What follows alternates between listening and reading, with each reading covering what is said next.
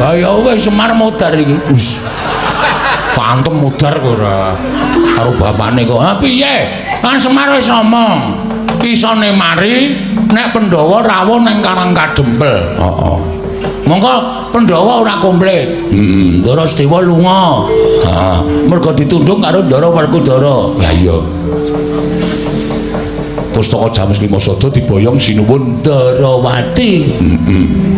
Berarti kan ora iso rawuh ning Karang Kadempel. Mulane kuwi. Ngene wae truk kowe sang ora? Sangu. Dikumpulke ayo tuku pethi. Diukur awake Semar ora ana sing cukup. Tur ya sing ngusung sapa? Ngene wae tuku tosa wae. Semar ki awake cemplungke tosa engko kari nyetater ming kari mlaku rasa dadak ditumpake kereta Jawa. Kok karo bapak kok sia-sia men to. Aku pancen ndek cita-citae, Tru. Lho. Nek bapak sedo, aku kan madhep pamonging tanah Jawa.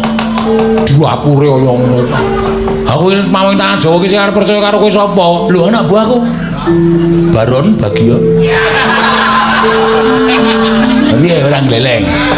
Nah loro kae wis percaya wis aku ora butuh kepercayaan sapa-sapa. Angger takon ngomong apa siap. Heeh. Takon joget we manut kok. Bola apa karo duit ya, Truk. Ah iya. Wong waras we karo duit, jogetnya 100, joget tenan ya, Truk. Ah iya wis ben nengki wae ora. Iki awak dhewe ndang bali nang Karang Kadempel matur ngersane bapak. Aku percaya kok nek bapak midhanget ature awake dhewe Pandhawa ora komplit, Pustaka Jamus Klimasada ora ana, bapak mesti gregah wungu malah waras. Kuwi nak panyokro bawahmu. Ning iso bapak tok bisiki nang kupinge, Pak, Pandhawa ora komplit, Pustaka Jamus Klimasada ilang terus mantane terus pendonong. Terus anu nggon komputer mak. Kuwi opo? Kuwi lho, nggo mriksa detak jantung kuwi lho. Nek isih urip nak tit. Nek mati terus disetrum dadane. Jeduk. Nyawane arep metu mlebu meneh. Urip sedilo, mati meneh. Wah, ngeri ya, Truk. Mula wong ki tumindak sing apik. Bapak ki tumindake apik kok lara, ayo. Monggo wong tumindake apik ki nuwun sewu lho. Nek sedo mesti ngerti sedane sok kapan, terus mesti kepenak, mesem le sedo. Nek wong tumindake apik. Lah kok bapak ki tumindake apik ora tau tumindak apa-apa kok lara. Ayo.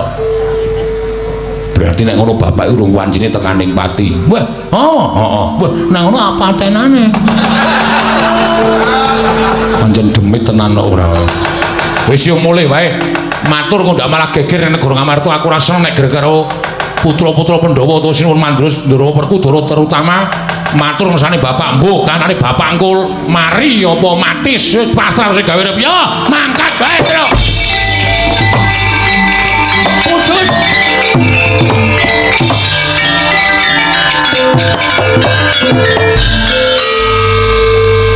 Kalah dhisik karo Linmas. Malah dhisik karo Linmas Telaga Adi. Ah iya.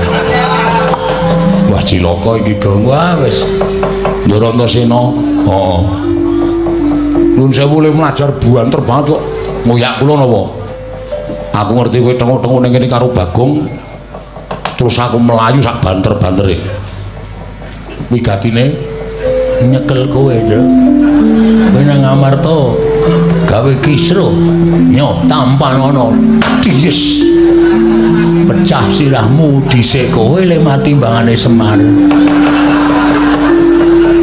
ora satok tetah to ngendikane iki men ngendika dhewe kok ndak kowe sing nemtokke lakon apa piye urung karuan kok ya weh Ndara Antasena nek wis ngono kuwi nyemelangi lho pun sampunten Den sampean rawuh mriki dinuta Sinuwun Mandura ora dinuta Kang Rama ora modar ora ning diutus Prabu Puntadewa kon hukum gantung karo kowe Pedro kono migatno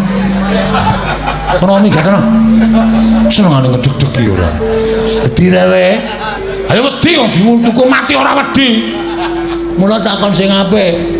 Lah terus kersane diutus sinten? Ora ana sing kongkon. Mudar kowe. Aku ora ana sing kongkon ning aku duwe inisiatif dhewe, Petro. Mergo aku ki Nayaka Ngamarta satriyaning praja. Nyotampan ana Petro Gong. Cangkem iki sing apik. Kene iki adu arep tratapan ya ora. Aku sing nemburi kowe tratapan kok. Apa meneh kowe? Tru, Nun. Kowe tak kandhani, nggih. Kowe disalahke karo bapak, salahke karo Siwa Mandura. Terus doakon karo anak-anake liyane aku. Anake bapak Ndara Karkoco Ndarja. Heeh. Dokon nyekel kowe. Mudhar kowe. Karo Bagong, mudhar kowe. Kula melu to? Melu. Waduh. Wis ngringkel nengsel, Gong. Wis diterimake arep ngopo? Wis ayo, Gek. Nganggo jas, nganggo pecis. Kaya nek kecekel korupsi ya lho, Gong. Wis jan cilaka iki wis. Aku padahal wis kapok, wis ora kapok iki. Tetep kecekel. Kecekel ngene iki wis Ndara Antasena iki rasa dadak. Lho, tangane wis mlebu sak njupuk kecrek. Mbok minta maaf, Tru. Nyun ngapunten. Kang Raka goleki kula wong loro. Iya. Aku sampean mboten goleki. Aku iki wong iso mikir kok, Tru. Aku iki pikiranku beda karo Kakang Garwaja, Kakang Ndarja. Aku iki wong di jati diri arep ora duwe tata krama, ora diunggah-ungguh, ning aku senengane goleki ngutik-utik barang lelakon sing wis kelakon.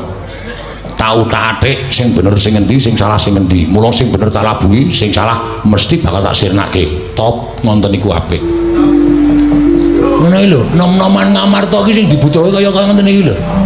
Dasare SDM-e tinggi, piyayine ora tau macem-macem apa anane, arep ora iso basa, ora iso tata krama, ning jalan pikirane beda karo anak-anak Werkudara liyane. Nggih to? Iya. Terus selanjutnya kowe arep dikon ning negara Ngamarta. Nek kowe ora gelem, kowe ora kena lapor karo bapakmu perkara lakon Ngamarta. Nek kowe ora gelem, kowe arep dipeksa karo Kakang Garwaja, Kakang Ndarja. Waduh. Piye, Gong? Ah ya wis pasrah. Arep piye? Masa dhewe wani Ndara Karkoco Ndara Ndarja. Ha terus sampean mrene ngopo? Ngabari. Ngabari ngono kuwi tok. Terus lepas tangan. Apa kowe? Dasare ra ditata krama, ra diunggah-ungguh, mung sak kepenake dhewe. Lho, kowe iki bareng arem kok elek-elek. Aku gampang malih apa wong. Oh, menau. Oh, sak karepku to. Ha iya ora. Ning kowe tak bilani aja kuwatir. Carane menengo. Wong loro kene. Nggih.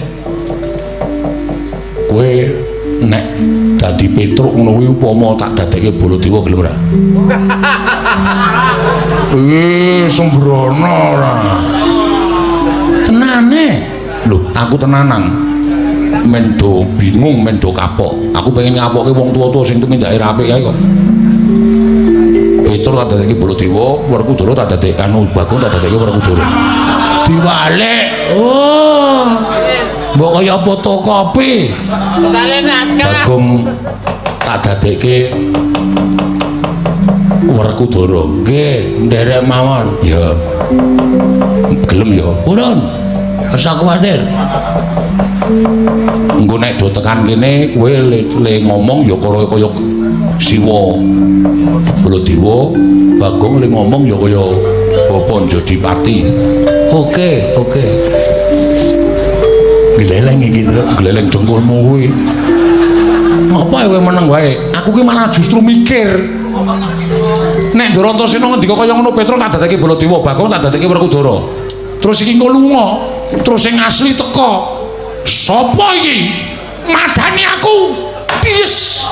Wah, ana Werkudara sijine hitak cangkemmu cerot. Wah, ya. Ndas gedene semene uteke men cilik. Goblok ora.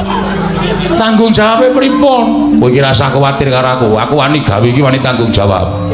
ora kaya Bagong iki gua gawe ora wani tanggung jawab ora njaluk aman canggleleng ya wajahe aku wani tanggung jawab aja kuwatir oh nggih siap wis ya ngono wae nggih iya to ya wis saiki do merem sedakep Bagong sedakep duh piye lek sedakep matane merem matane sapa matamu kuwi sluku bathok wis nah apik Mas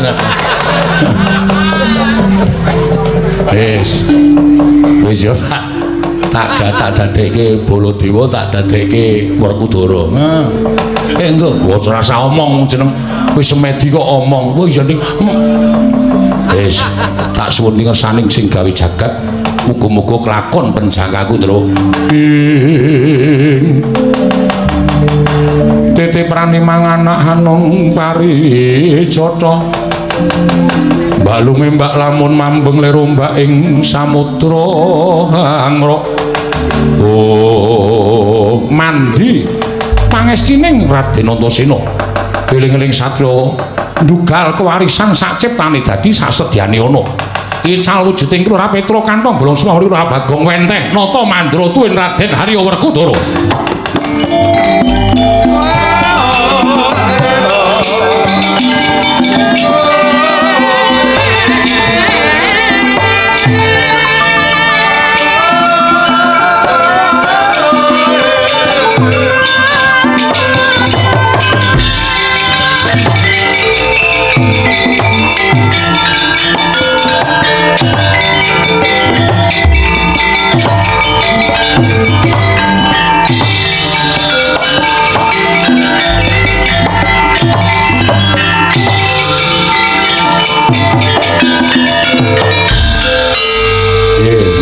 ora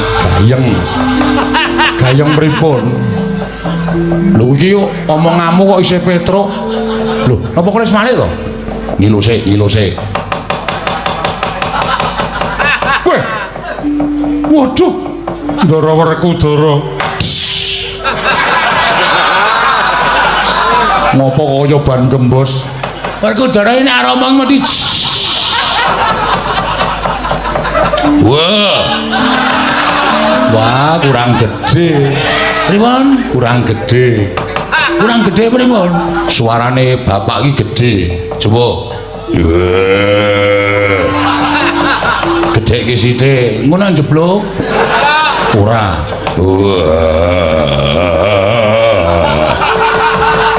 kok rajeg anu pentile bosok coba tak cobane yo Pak wah Antasena wah tutuk modar anak kulana Antasena ya aku ngatur ki bekti ngatur yo Pak tak gegem bahasaku tampan bahasa apa bahasa daerah apik Pakde jagat diobati jagat Pangestu Koro nggih Antasena nggih wah Pakde mandura aku ngatur ki bekti ngatur yo tak tampa maksune Pakdemu tampan ngono lah gegem dadake jimat adikku Werkudara le ngerem ki wis ora balik kok das ora Baladewa nggih Baladewa kurang guyu Bong ndak konangan iya Baladewa kekengku Yayi padha Raharja beda lho aku karo Raharja beda aku Werkudara Raharja bakul bakso kowe ora kena sembrono lho nek sembrono konangan iku nek anak-anak tekan kene Kakang Raja tekan kene ledho ngandani sing apik-apik nggih Siap lho, Gong. Oke. Siu. Ojo lali. Aku gampang lali ya. Lungguh dhuwur ora lungguh ngisor.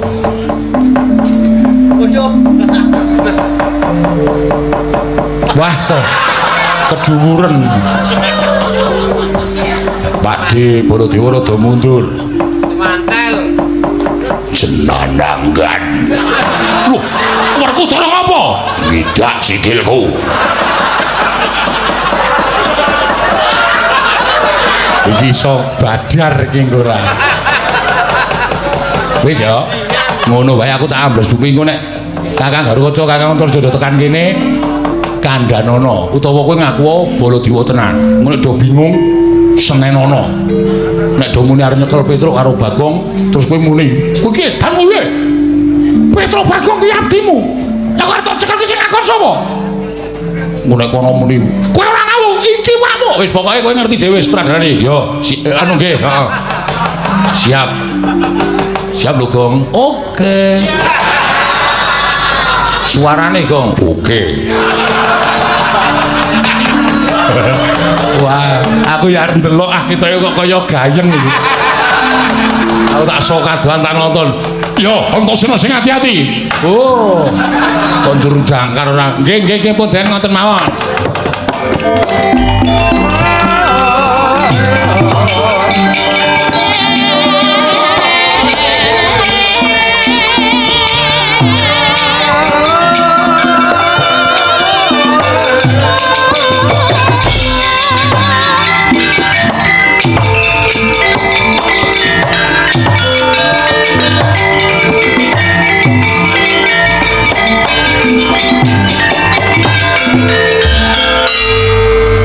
Jagat Dewa Bathara jagat pangestu karo.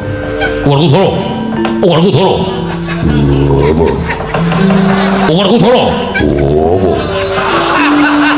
Iki kok kaya ora pangling. Iki anakmu Pringgondani. Dasar. Dasar apa? Dasar Barayata. Werkudarane mumet. Gathot. Piye? Gathot. Iya anakmu Gatotkaca. Tutupono. Tutupono. Ngaturaken bekti kula Kunjawa Gatotkaca tak tampa. Pengestune wakmu Mandura tampanono. Kula mendika jimat Rama Kyai. Kula aturaken bekti kula Kunjawa. Cah bagus. Gatotkaca. Tak tampa. Pemestune bapak tampanono sing ajeg iya Negarane gagal kaya menapa paduka Kanjeng Prabu mapan wonten ing mriki lho lah kok malah kowe takon karo wamu Mandura iki piye kula wau paring dawuh kula supados nyandhet lampahipun Petruk kalian Bagong kose kowe aja ngawu gawar ngawur sing ngakon kowe nyandhet ponokan Petruk Bagong iki sapa Kanjeng Prabu Mandura. Lho, kowe iki edan piye? Kowe iki lagi ketemu karo aku pisan iki kok ketemu. Lha kok dadi kowe apa jenenge kowe? Lah kok dadi aku akon karo kowe kok nyandhet Petruk karo Bagong kuwi nalane piye coba to? Kula wau paring dawuh bilih Petruk kalian Bagong badhe mboyong Pandhawa.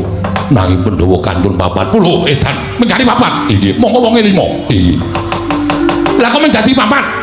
Ing Paman Sedewa Kesah ajrih menawi Kanjeng Rama mangke Petruk Bagong wadul kalian Kyai Semar tumunten kula dipun dawuh supados ngoyak Petruk kalian Bagong supados sak mangke kula nyandhet lampahipun Petruk karo kalian Bagong Edian iki mesti ana wong madha rupa karo Baladewa mesti ana wong madha rupa karo Baladewa aku ora trima karo lakon iki aku ora rumangsa dawuh karo kowe Gatot wonten dawuh Rama Kyai kowe aja ngawur aku ora dawuh apa-apa karo kowe yen kowe ngarani wong tuwa dawuh sing ora-ora kowe ngerti dhewe yen to Petruk karo Bagong kuwi abdiku kuwi ponokawanku kuwi katresnanku. Werkudara iso kaya ngene iki mergo pamudange Petro karo Bagong aku kongkonan karo Petro karo Bagong. Supaya nyekel ora ketemu nalar, ora ketemu ngakal. Wah, ora minggat aida we.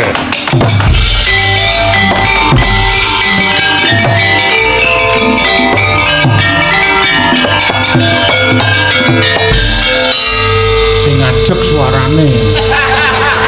Angel. Mbok kowe dadi Werkudara. Suaraku ini udah terlalu rendah. Aku nek nyuara gedhe iki ora mampu karo kentut-kentut lha aku. Aku wah ngono dus. Mulane kok aku kok iku mambu apa to kok muleng wae. Aja gede cilik. Hah? Aja gede cilik. Lah kuwi alami ya. Gede cilik iki wis alami. Aku nek nyuara ya sok gedhe sok cilik. Padha karo menake gedhe sok cilik. Ora edan. Iki ku Ndara Antarja tekan kene meneh. Kowe apik to dadi Baladewa? Ah iya nak aku wangun. Iki sandal ora kan kene. Wah aku wangun kowe iki dadi apa-apa ora wangun. Semendra. Aku dadi Bagong tok wangune ya wis ben ora. Wis ngati-ati suarane sing ajeg. Iya. Gedhe lho. Wah, Tru. Grup yo andrep.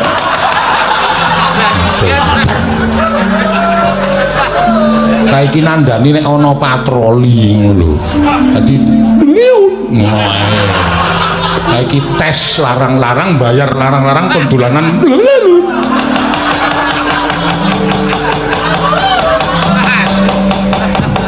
Ya ayo.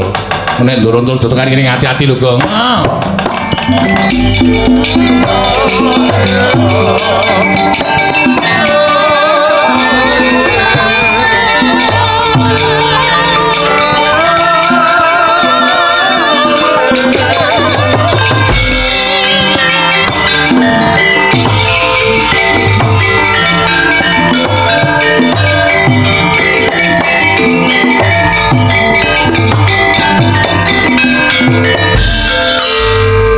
Sembah pabekti wa mandura ya Antarja Tatombo pangestu tampanono lho pendika jimat maripin daerah ing kasantosan Rama Kyai kula ngaturaken bekti Rama Kyai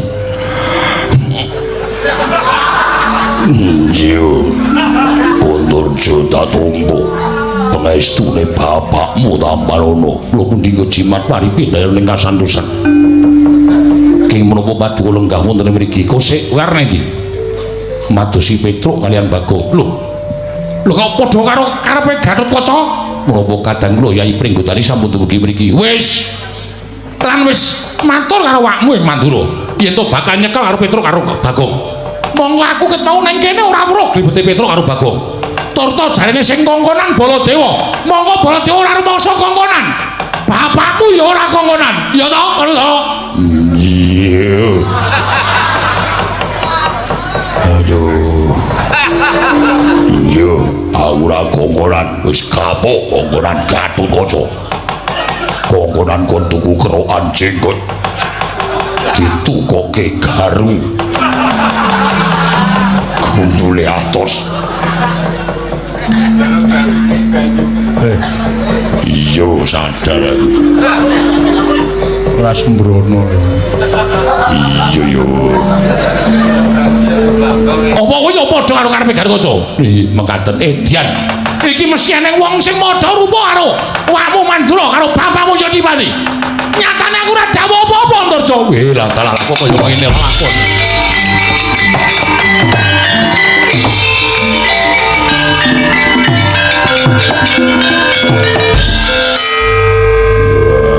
Wes lunga wes lunga wis wah aku iki ngomong karo merem nek mataku melek suaraku cilik nek mataku merem suaraku gede mau gede kedep ya iso asane kok wis dinteni kene iki awak dhewe li arep badar sok kapan wis ora pokoke ora ngerti Gus Ndara Antasena piye apik saka njero bumi aku ndelokke liwat leng jangkrik Sawruh aku senenge. Mboten iki lajeng badar sok kapan? Dinteni sik. Engko nek wong loro kae Baladewa sing tenan karo Werkudara sing tenan tekan kene, ah kowe lagi badar. Wogah, moh. Wah, iki ngrekoso iki. Lho ngrekoso piye? Engko nek Baladewa tekan kene tenan, lah iki menungsane sing padha rupa karo Baladewa. Gretel nenggala. Piye? Kok nganti tekan kene Werkudara. Wah, iki menungsane sing padha rupa Werkudara. Suduk kuku sapa nyono? Pancanaka. Piye, ora cilaka? Wong biasane dagelane pon kacamata kok sampa nyono. Ya ganti ra kena. Ming sakatane dienggo kembang-kembang. Dadi ora usah wedi, saiki semikir sik. Engko nek kira-kira kono do nesu goleki pethuke. Nek aku diajar, kowe iki ra krasa lara mergo saka daya kekuatanku. Pondoriro. Piye? Aku ranti kuku, tak goleki gedang. Ya. Engko diagem. Iya. Nek nggo nyuduk, ora apa-apa mlenyek malah gayeng. Dia disutuk pas nggon dodone bapak penyuk terus diratake. Wah. Membahagiakan.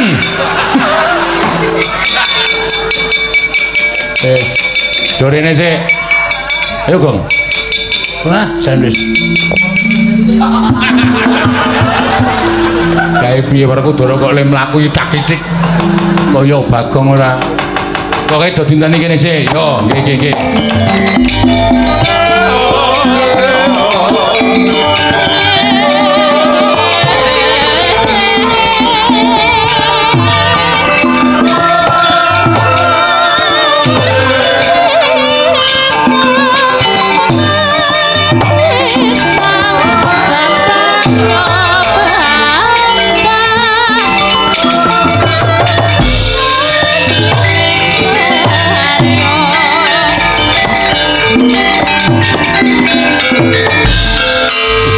Mundur apa? Kula menika malah bingung kok. Bingung piye? Menapa Kanjeng Prabu kula wau pinanggih kalian kula? Ketemu piye? Kula pinanggih kalian Prabu Mandura. Ketemu karo aku piye? Wonten ing mriku kula pinanggih kalian Prabu Mandura.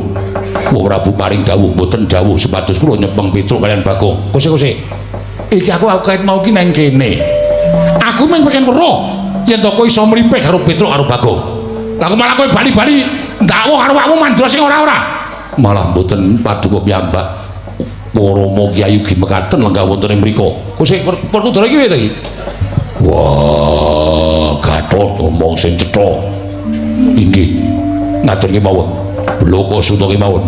Wonten ing mriku kula pinanggih kalian Siwa Mandura kalian Rama Kyai lenggah wonten ing mriku paring dawuh mboten dawuh menapa-napa kalian kula. Langkung-langkung mboten dawuh nyepeng kalian Petruk kalian Bagong. Lho. Lah apa ana manungsa sing padha rupa karo Baladewa? Sajae kula blek lanat kuku karepe dhewe. Werkudara aja menenge.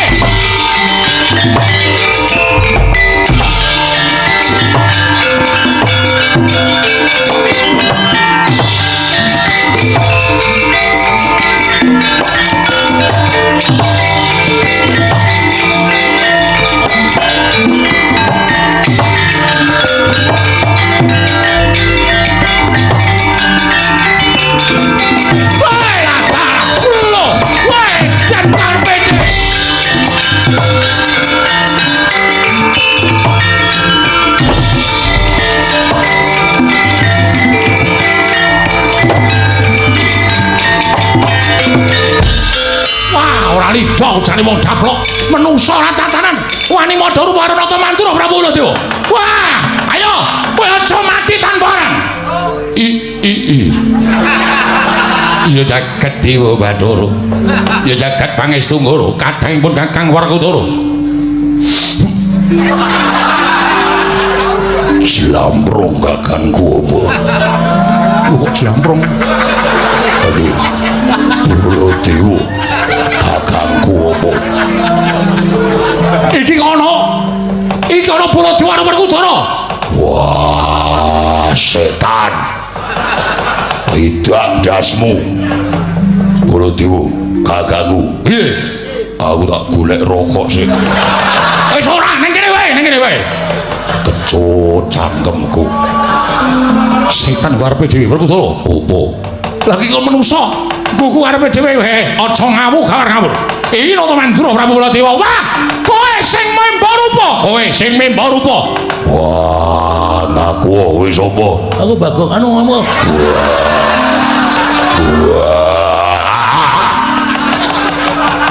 Aku Werkudara. Wah, setan. Banjal maning. Batur suarane ora pangling. Wah, kuku karepe greten karo modar dening aku, Pak. Wah.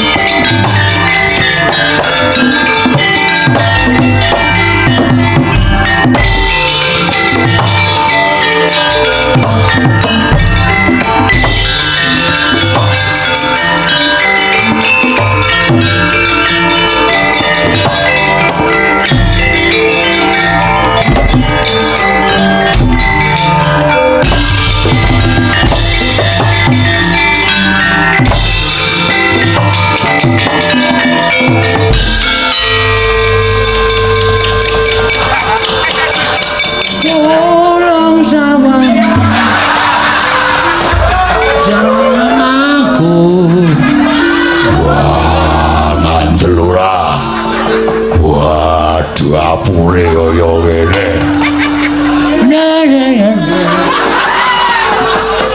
Truk. Aku kecekel, Truk. Kecekel kok bangga. Nggih. Aku wis disikep, Truk. Hati-hati lho, Gong. Iki aku lagi perang. Perang kok omong. Aku nek perang kita sampe omong kok, Gong. Men iso suwe le perang lho. Tangis-tangisan ki iso suwe. Kadang lo tak nggo mikir liyane lho. Bal-balan mbok ngopo. Wah, Bagong. Nggih. Wah, ngopo dadi Werkudara? Mboten ngerti. Wah, ora ngaku. Ngaku. Sopo sing gawe? Putrane. Anakku sopo? Antasena. Wah, setan. Ayo bali kaya wingi uni. Lah bali piye? Kok dandan ora ngerti kok. Wah. Antasena. Kowe nendi le? Aja mirang-mirangke bapakmu.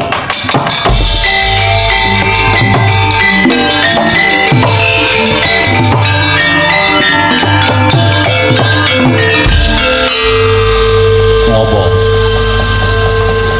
Pecah ndasmu. Anak mirang-mirangke wong tuwa. Sapa sing dandani Bagong? Aku arep ngopo? Wani karo Wani, bapak kleru kok. Nek bapak ora kleru, aku wedi bapak. Ning bapak kleru. Ngunggung awake dhewe rumangsa bener. Mak cilik mbok tundung. Pustaka Jamus Liposada mbok wenehke Siwa Ndarawati. Ya nek Siwa Ndarawati iki Siwa Ndarawati sing tenang. Nek palsu, nek minggu alasan nyolong pustaka Jamus Liposada, sapa sing kelangan? Kelangan pusaka, kelangan Mak Cilik Sedewa. Remuk Pandhawa, Pak. Mergo sampean ora iso mikir sing jero.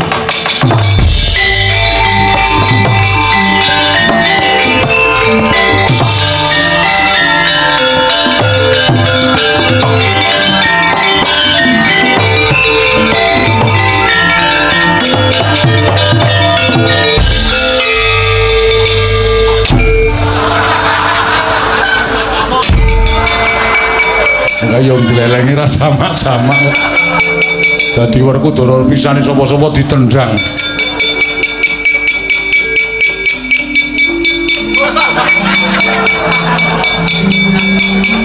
Antasena. Apa, Pak? Kowe Bagong. Ah iya. Begini kowe cemburu.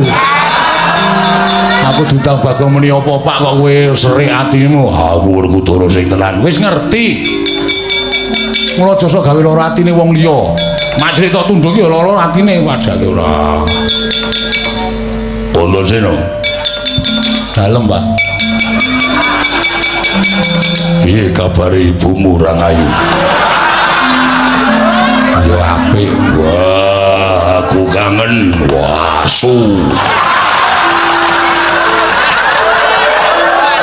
Kowe senengane ora bebeda to, Gong ora. Kangen ya. Ya engko tak temok karo ibu. Nan, ora. Tenan ora mempeng wae. Oh, iki wae. Dadeke kaya wingi bareke aku wegah ning kene tengok karo padha-padha Werkudara. Presani karo para kawula isin. Yo kene, bapak melu aku. Nendi. Ganti. Wah, mbok rasa. Oh, rasa tekan esuk arep ngono kuwi malah entek ora. Wis malik yo. Tiwas mempeng. Jan nyenengke tenan. Wis, saiki bapak piye? Wah, yo piye? Wis kebacut, Pak. Sego wis dadi jenang ora pulih dadi jenang. Mula wektu dina iki rampunge perkara iki kudu dipetung nganggo lara sing ganep. Aja grusah-grusu. Hae Baladewa wakmu Mandura gelut. Padhe.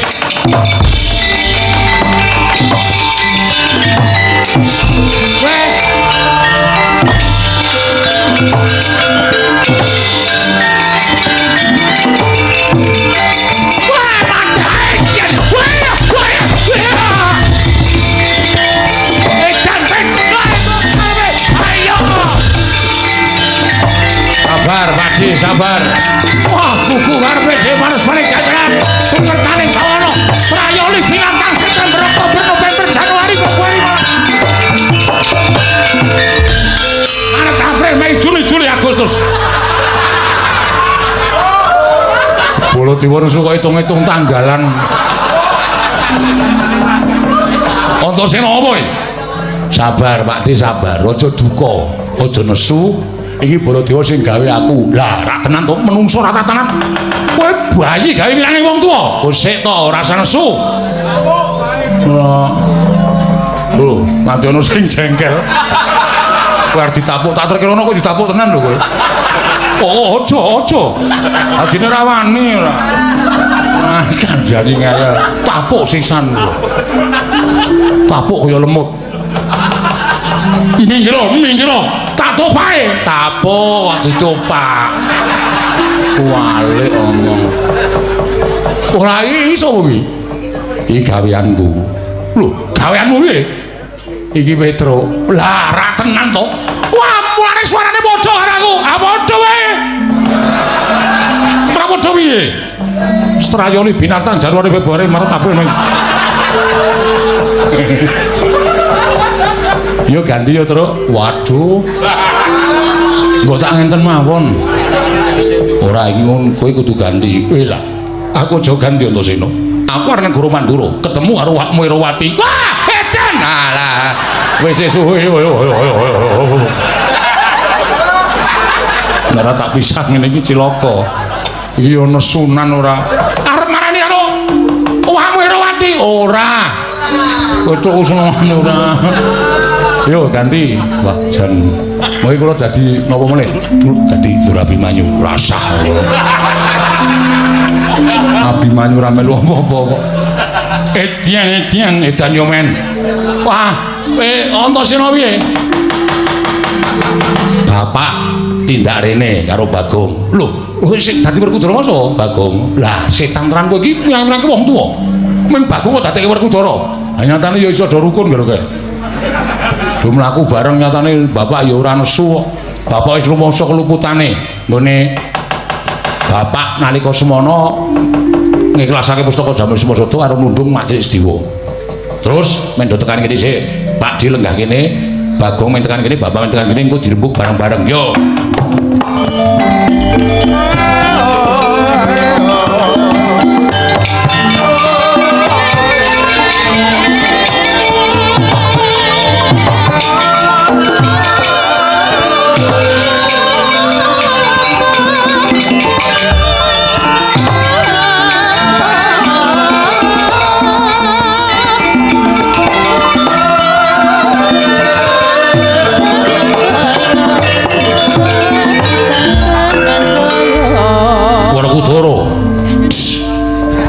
wis to gong kowe iki apa?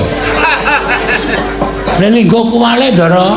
Wah, kowe disiki kok. Lho, iki sing nang mburiku sapa iki? Bagong Edian. Kuwi apa kowe? Sing nang mburiku kudune Werkudara. Kowe. Pindah.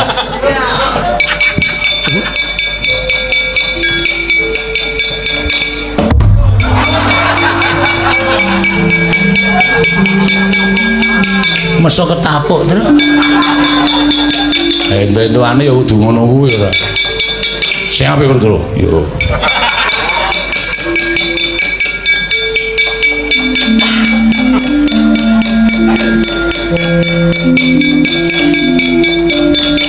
Bolo dewa kakang. Ya Werkudara piye? Kowe jangan iso meneng ra kuwi. Wis malik dawang sing bolo dewa kakang kakangmu piye? Mboten.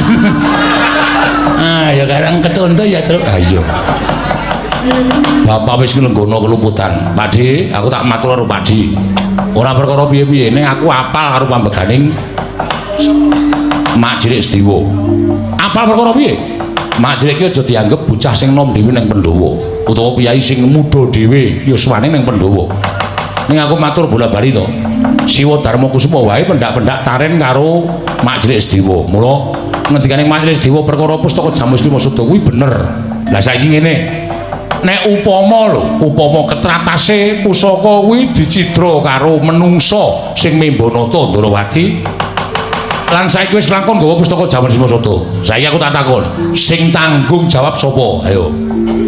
Nek perkara lungane Mak Cilik Sediwa sing tanggung jawab Bapak Werkudara, Rama Jodipati. Mergo sing nunduk Rama Jodipati. Nek perkara pustaka Jamus Lima Sada kuwi piye sing arep tanggung jawab sapa?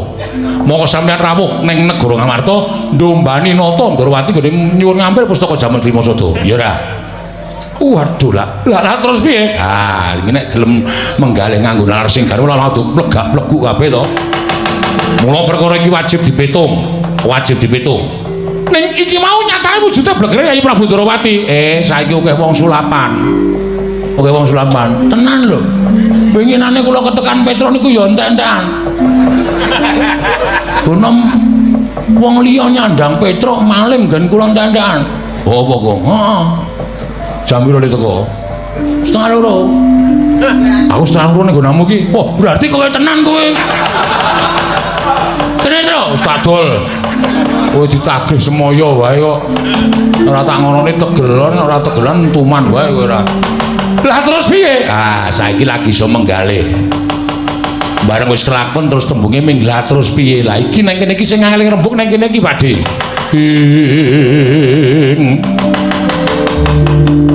Rikat lampahing rata tan Pandara. Prateng suku ning argeram kang tumingal.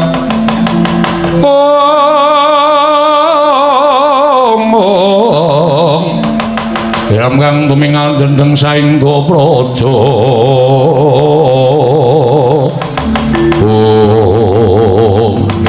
Dereng ngantos paripurna mbal wacana. Praptaning nata Ndarawati kadharaken Raden Harya Setyaki kagiat sangging samya mulat.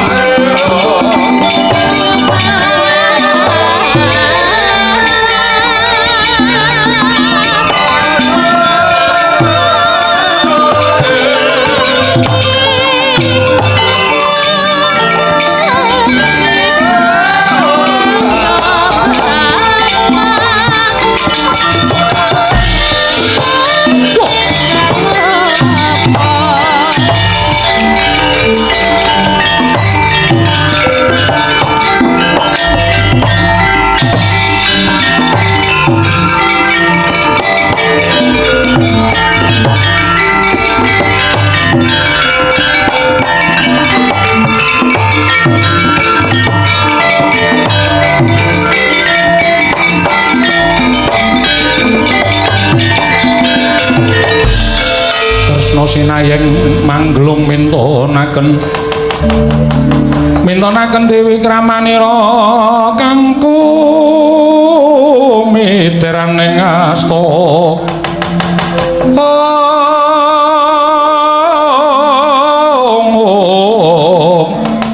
Kang miteran ning asta ning asta.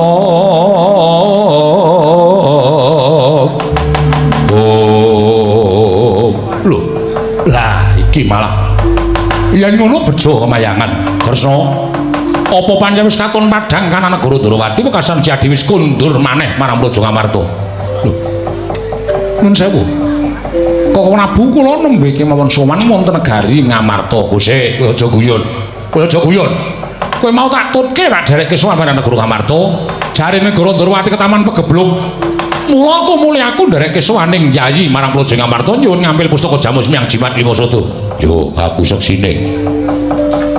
Malah ora mung aku Janaka ya weruh Putadewa ya maringake pusaka. Nanti aku tegel nundung karo Dewa mergo mbelani karo Kresna kakangku. Lah dalah jagat Dewa Bathara. Lah kok ketiban awu anget aku Setyaki wonten timbalan.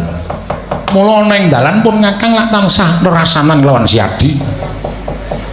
Siadi kelingan ora nalika tekan jabaning rangkah negara Ngamarta pun Kakang paring pangandikan Setyaki kok kahanan Ngamarta sorote ora kaya ingkang wis lumaku pendak dinane.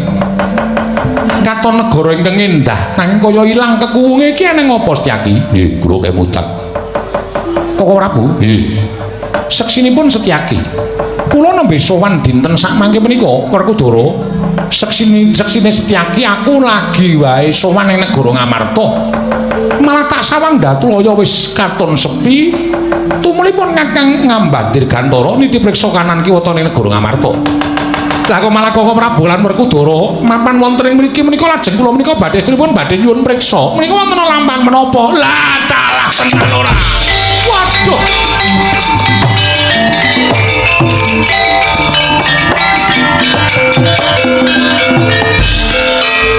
Wah. Lah kok ora merucut ucape Antasena. Kandhane kok. Kapora. Pak, oh. Korban adimu lanang sing tok labuhi ora ana nyatane. Waduh. Gak kira kene arep waduh. Ora waduh iki wis kebacut kok waduh. Wah, Sedewa, aku njaluk ngapura. Iya Dimas, ora dadi ngopo ya iki. Ngopo to? Suwene meneng wae kok cerewet to. Lah kae njaluk ngapura sapa? Wong Sedewa wae ora ana. Nek ora diwangsuli kok nesu. Gong, non meneng sik. Iki lembuk wigati. Siap. Menika ateges negari Ngamarta kedatengan telik Mangindrajala. Wah, ketekan telik. Ingkang dusta pustaka Jamu Semyang Jimat Lima Sada. Waduh, mongko pun Kakang dadi saksi tama. Atur Nyai Prabu Darawati kunjuk Nyai Prabu Darmakusuma wekasan Nyai Prabu Darmakusuma maringake pustaka Jamu Semyang Jimat Lima Sada. Inggih. Werkudara tumuli mentala kelawan adimu lanang ngono to? Iya. Wis, perkara iki ora sandadak padha digawe getun. Jerengsing jeneng lelakon kuwi adile mung dilakoni, pacoban kuwi adile mung disandang. Yo. Mula sesuk meneh kuwi sing prayitna ngati-ati. Aja gampang kepilut marang gebyaring busana, aja gampang kepilut marang akeh Raja Brana Picis. Aja gampang kepilut marang esem kang manis sarta manuhara. Ingkang saknyatane kuwi bakal dadi racun tumraping para Pandhawa. Ya, aku njaluk ngapura, Dara. Nggih. Janaka Yai Prabu Darmakusuma dikanthi derekna tindak menyang ndi? Sowan ning Karang Kadempel, Petro, dalem. Bapakmu piye? Lho, sampeyan pun pirsane bapak loro. Wis pun dilek, durung. Waduh. Betul napa? Ora nggawa apa-apa wis. Wah. Jeruk-jeruk ora masalah. Sing kecut wis. Nggo linu-linu untu ya, Tru. Mangane linu uripe. Ha iya. Tolong linu untune. Ha iya. Sowan ana ing Karang Kadempel, Udara. Yo. Mengko manut karo ngendikane Kyai Semar. Yo. Kabeh diganti ning negara utawa ning Karang Kadempel. Elinga.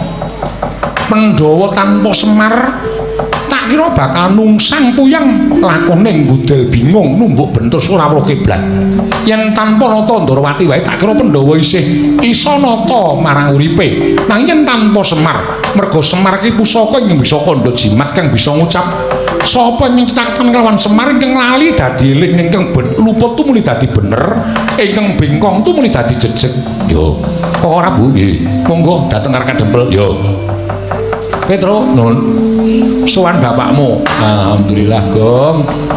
Sinuwun Ndrawati barang arep ning Karang Kadempel. Wah, wis Semar ki mung etok-etok jan ora ngawur Semar. Wong golek sumbangan ya ora.